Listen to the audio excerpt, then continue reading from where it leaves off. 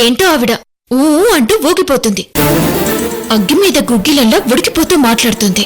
నానమ్మతో గొడవ పడి పెద్దమ్మ నన్ను మర్చిపోయింది. ఇప్పుడు నేను అర్జెంట్ గా వెళ్ళిపోవాలి. పార్దూకి భార్యగా అమూల్య ఇంటికి రాకముందు నీకు ఈ సేవలన్నీ నేనే చేసేదాన్ని. కానీ నువ్వు నన్ను గుర్తించకుండా ఆ అమూల్యని నెత్తికెక్కించుకున్నావు.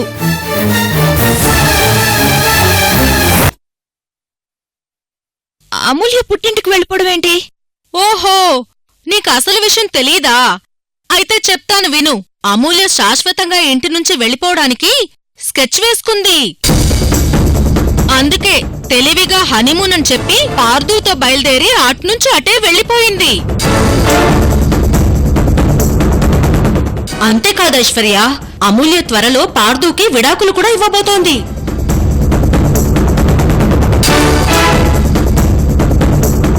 ఆంటీ, త్రిపుర చెప్పేది నిజమా? చెప్పండి ఆంటీ.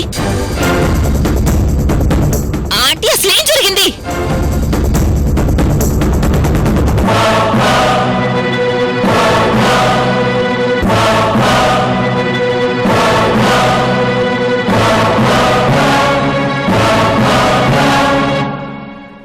నేను మీ ఇంట్లో కలిసి ఉండడం ఏంటి? ఇన్నాళ్ళు అమూల్య ప్రేమగా కలిసుండి ఇప్పుడు ఇలాంటి నిర్ణయం తీసుకుందంటే నాకు నమ్మబుద్ధి కావడం లేదు. ఇందులో అర్థం కానిదేముంది? అమూల్య అలా చేయడానికి మీ అందరే కారణం. అవును, మీరే కారణం. ప్రతి విషయంలో అమూల్యని సపోర్ట్ చేస్తూ తనని నెత్తికెక్కించుకున్నారు. చివరికి తన అందర్నీ ఫూల్స్ ని చేసి వెళ్లిపోయింది. అమూల్య పార్దు జీవితంలోకి రాకముందు ఆకాశంలో చంద్రుడిలా వెలిగిపోతుండేవాడు. అమూల్య ఎప్పుడైతే పార్దు జీవితంలో ఎంటర్ అయిందో వాడి జీవితం చీకటిగా మారిపోయింది. ఇప్పటికే పోలీసు వాళ్ళని తీసుకొచ్చి రచ్చరచ్చ చేసింది. రేపు ఏ మహిళా సంఘాల్ని తీసుకొచ్చిందంటే ఇంటి పరువంతా గంగలో కలిసినట్టే. ఇప్పటికైనా అమూల్య గురించి, తన నిజ స్వరూపం గురించి అర్థం చేసుకో ఐశ్వర్య. లేదంటే అమూల్య ఇలా చేసిందంటే ఏదో కారణం ఉండే ఉంటుంది. చూడైశ్వర్య, అమ్మ పార్దు కూడా అమూల్యని వదిలించుకోవాలని అనుకుంటున్నారు. ఇంక నువ్వు అమూల్య గురించి మాట్లాడడం ఆపేయ్. ఆంటీ, నన్ను నమ్మండి. అమూల్య ఇలా చేసిందంటే ఏదో ఒక రీజన్ ఉండే ఉంటుంది. ఒకసారి అమూల్యతో మాట్లాడి నేను తనని ఇక్కడికి తీసుకొస్తాను. వద్దైశ్వర్య, ఇప్పుడు అమూల్య ఇదివరకు అమూల్యలా లేదు. తను పూర్తిగా మారిపోయింది. ఏం పర్లేదు ఆంటీ, నేను అమూల్యతో కలిసి మాట్లాడతాను. మీరేం టెన్షన్ పడకండి.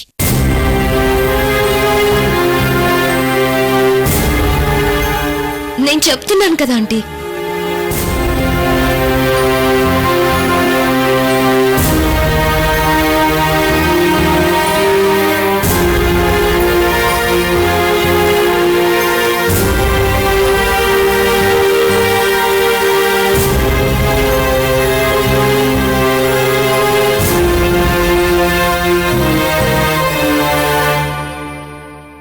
ఈ ఐశ్వర్య ఏంటి నా ఆశల మీద నీళ్లు చల్లేలా ఉంది? ఇప్పుడు ఏం జరుగుతుందో ఏంటో.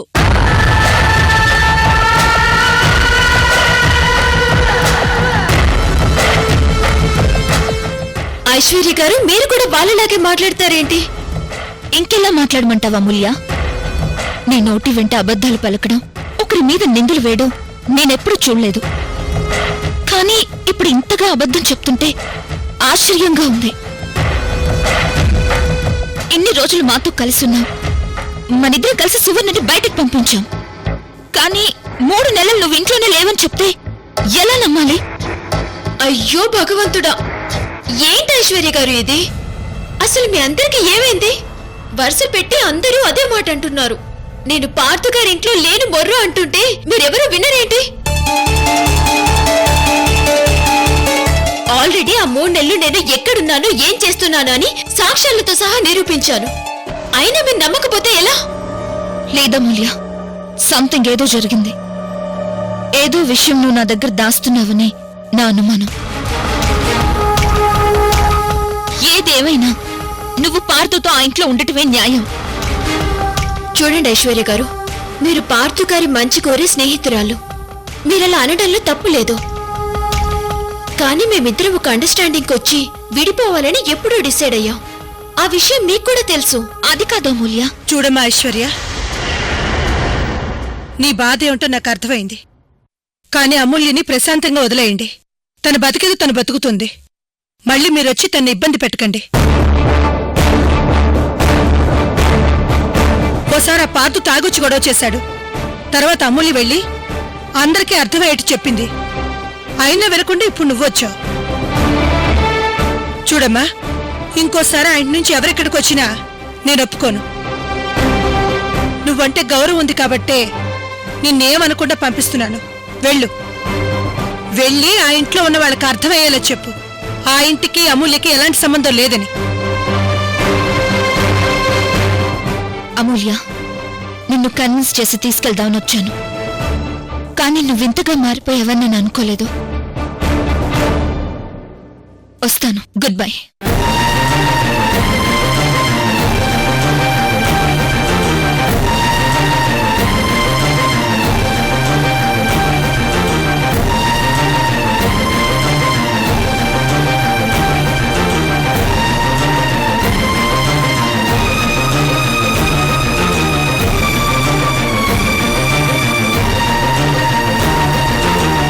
ఆంటీ, మీరు చెప్పిందే కరెక్ట్. అమూల్య చాలా మారిపోయింది. నేను ముందే చెప్పాను కదమ్మా. చూడేశ్వర్య, అమూల్య గురించి ఆలోచించడం మానే. ఆల్రెడీ మేం మాటలు పడ్డాం. నువ్వు కూడా మాటలు పడ్డా నాకిష్టం లేదు. మాటలు పడ్డంలో నాకు బాధ లేదాంటీ. అమూల్య మారిపోయినందుకే నాకు బాధగా ఉంది. పార్థు పరిస్థితి తలుచుకుంటుంటే ఇంకా బాధగా ఉంది. ఏం చేస్తాం ఐశ్వర్య, తలరాత ఎలా ఉంటే అలా జరుగుతుంది.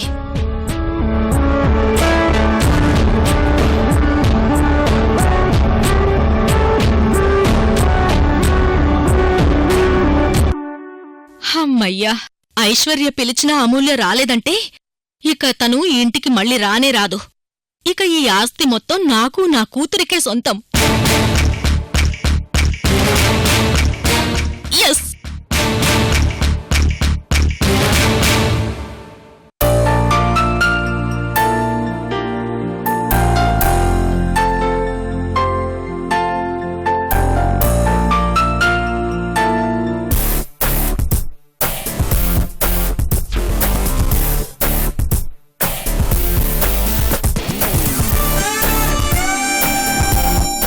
ఈ స్టిక్కర్ ఏంటండి?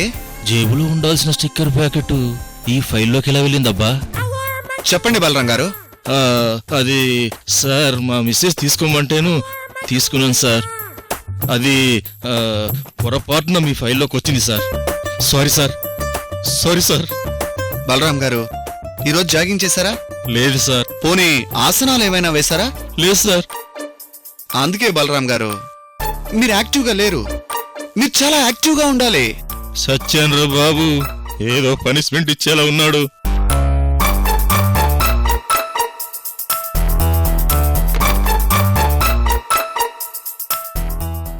ఒకసారి లిఫ్ట్ బాయ్ కేశవ్ని లోపలికి పంపించండి.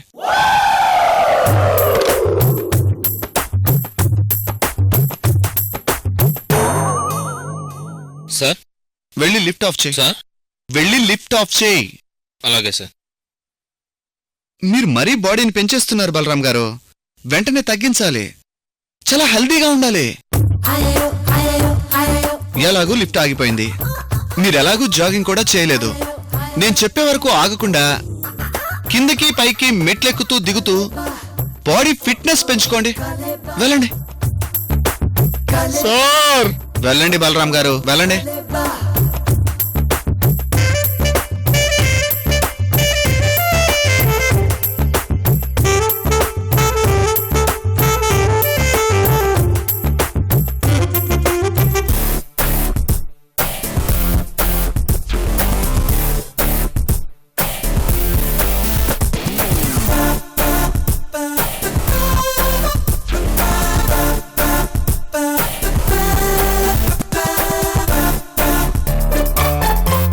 వీడు సాడిస్టో తెలియదు, సిన్సియరో తెలియదు. తిట్టడు కాని తిట్టినట్టే ఉంటుంది, కొట్టకుండానే కొట్టినట్టుంటుంది. పనిష్మెంట్లా ఉండదు, కానీ అది పనిష్మెంటే. వీడితో సస్తున్నాను రా దేవుడా.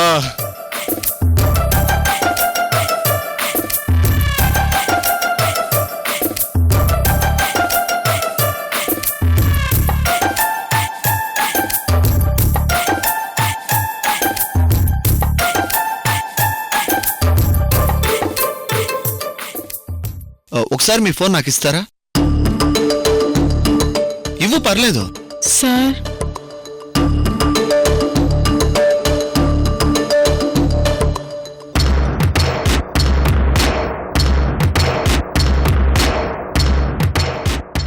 నితీష్ ఎవరో?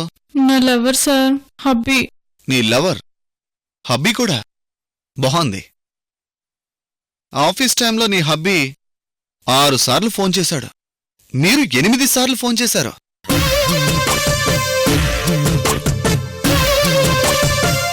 మీరిద్దరూ మాట్లాడుకున్న కాల్ డ్యూరేషన్ 45 మినిట్స్. మీరు ఆఫీస్కి వచ్చి 55 మినిట్స్ అవుతుంది. అంటే జస్ట్ 10 మినిట్స్ మాత్రమే మీరు ఆఫీస్ వర్క్ చేశారు. ఈ ప్రకారం చూస్తే పర్ డే జస్ట్ 1 అవర్ మాత్రమే ఆఫీస్ వర్క్ చేస్తారు. am I right?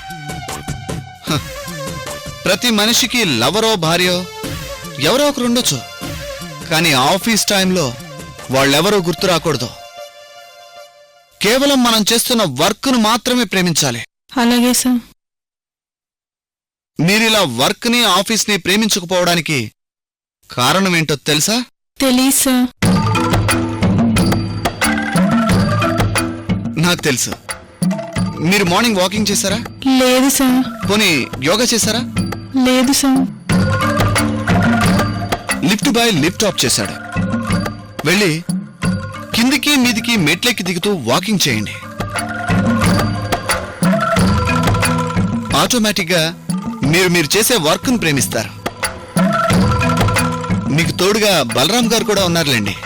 వెళ్ళండి, వెళ్ళి వాకింగ్ చేసి వచ్చి మీ ఫోన్ తీసుకువెళ్ళండి.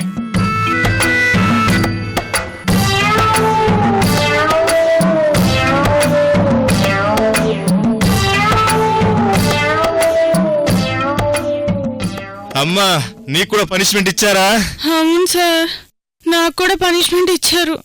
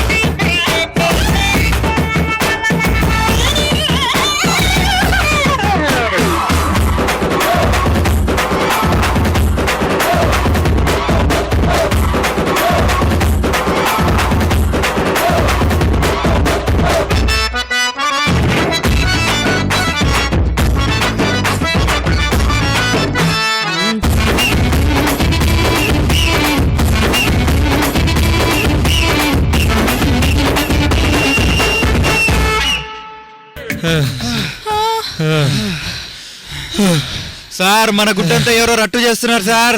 ఎవరై ఉంటారు? అదే మాకు అర్థం కావట్లేదు సార్. లేదంటే ఇన్నాళ్ళు దొరకని మనం ఈరోజు ఎలా దొరికాం? అయితే ఇది ఖచ్చితంగా కొత్తగా జాయిన్ అయిన పనే సార్. ఇంకెవరు? అమూల్య కదా? లేదు లేదు, అమూల్య మేడం అలాంటిది కాదు అని నువ్వెలా చెప్పగలవు? ఎలాగంటే అమూల్య మేడం ఇంతవరకు బాస్ని చూడలేదు. అవును, కరెక్టే. అమూల్య గారు ఇంతవరకు బాస్నే చూడలేదు. ఇంకెలా మన గురించి చెప్పగలరు? అవునవును, ఖచ్చితంగా అమూల్య కాదు. కానీ ఇదంతా మన బాస్ కి ఎవరో తెలిసేలా చేశారు. ఎవరో తెలుసుకుందాము. బాస్ వచ్చి చూసినా చూస్తాడు. పదండి పదండి. పదండి.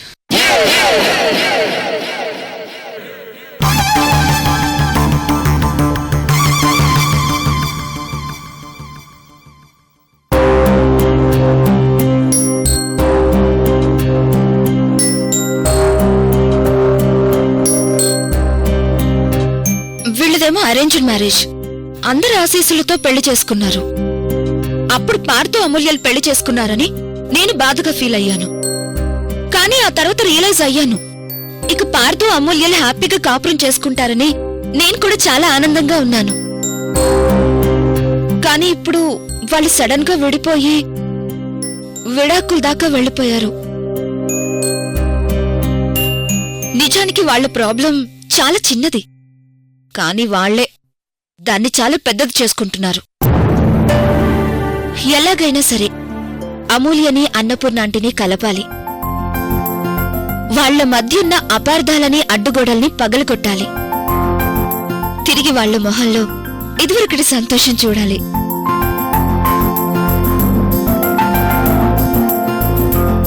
ఒక పని చేస్తాను, రేపు నా బర్త్డేకి అందర్నీ ఆహ్వానిస్తాను. నా పుట్టినరోజునే వాళ్ళందరి మధ్యన అనురాగాల్ని పుట్టేలా చేస్తాను. వీళ్ళందర్నీ కలిపి తీరుతాను. స్వామి, ఏ పాత్రని ఎప్పుడు పుట్టిస్తావో తెలియదు, ఏ పాత్రని ఎలా నడిపిస్తావో తెలియదు, ఏ పాత్రని ఎలా ముగిస్తావో తెలియదు. ఇప్పుడు మీ దృష్టంతా ఆ 3 పాత్రల మీదే పడింది స్వామి. ఒకరు అమూల్యమ్మ, ఇంకొకరు పార్థు, మరొకరు చరణ్. ఒక మహాశక్తిని ఒక కుటుంబానికి దూరం చేసి వేరొక కుటుంబంలోకి పంపించావంటే ఏదో గొప్ప కారణం ఉండే ఉంటుంది స్వామి. ఏ కారణం లేకుండా నువ్విలా చెయ్యవని నాకు తెలుసు స్వామి. ఏ కారణం లేకుండానే నువ్వు అమూల్య రూపంలో ఇప్పటి వరకు ఆ ఇంట్లో ఉండవు కదా స్వామి. నువ్వక్కడ మాయమైన మరుక్షణమే అసలు కథ ప్రారంభమైంది. లోక కళ్యాణం కోసం నువ్వేదో చెయ్యబోతున్నావు కాబట్టే ఆ 3 పాత్రలకి ఇలా ముడిపెట్టావు. ఏం జరుగుతుందో ఏంటో అంతా మీకే తెలియాలి స్వామి. మేము నిమిత్తమాత్రులం.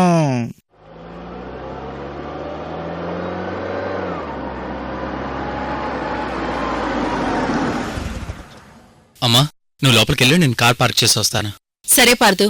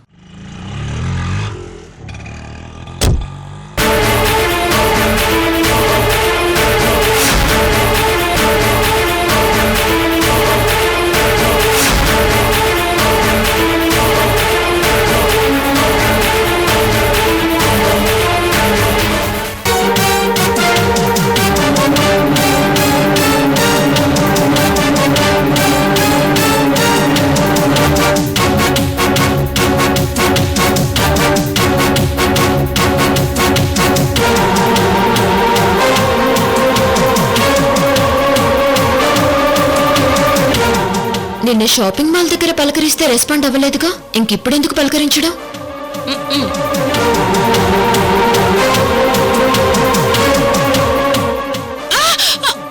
అయ్యో అమ్మా,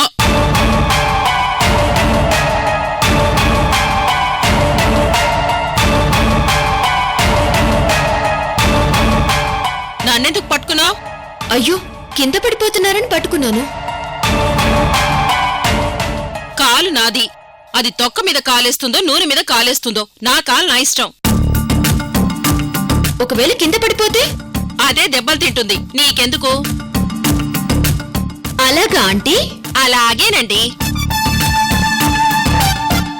చూడండి అన్నపూర్ణదేవి గారు, ఒకప్పుడు మీరు నా అత్త అన్నపూర్ణదేవి గారని, ఆవిడికి నేను బోలెడంత రుణపడిపోయి ఉన్నానని ఇప్పుడు నేను మిమ్మల్ని కాపాడలేదు. ఏదో సాటి మనిషిగా సాటి మనిషి పడిపోతుంటే కాపాడాను, అంతే అంతే. చాలా థ్యాంక్స్ అమూల్య. ఏంట్రా, ఈవిడి గారికి మనం థ్యాంక్స్ చెప్పడం ఏంటి? మనమేమన్నా కాపాడమని అడిగామా? ఆవిడ గారే వచ్చి పట్టుకున్నారు, ఇంకా మనం ఎందుకు థ్యాంక్స్ చెప్పాలి? అబ్బో, దేనికేం తక్కువ లేదు మీకు. కింద పడకుండా కాపాడినందుకు తమరు కనీసం నాకు థ్యాంక్స్ కూడా చెప్పకుండా ఎలా మాట్లాడుతుందో చూడండి పార్థు గారు. నా నోరు నా ఇష్టం. ఎలాగైనా మాట్లాడతాను. నువ్వు పదరా పార్దు.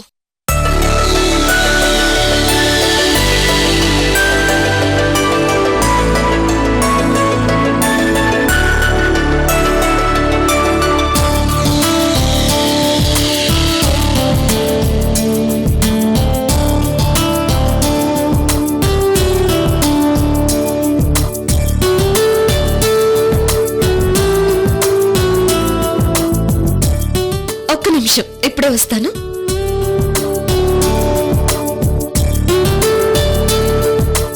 మీరు ఇలా ముగ్గురు కలిసి వస్తారని నేను అస్సలు అనుకోలేదు. మేమేమీ కలిసి రాలేదు. ఒకేసారి ఎవరి కార్లో వాడు దిగాం అంతే.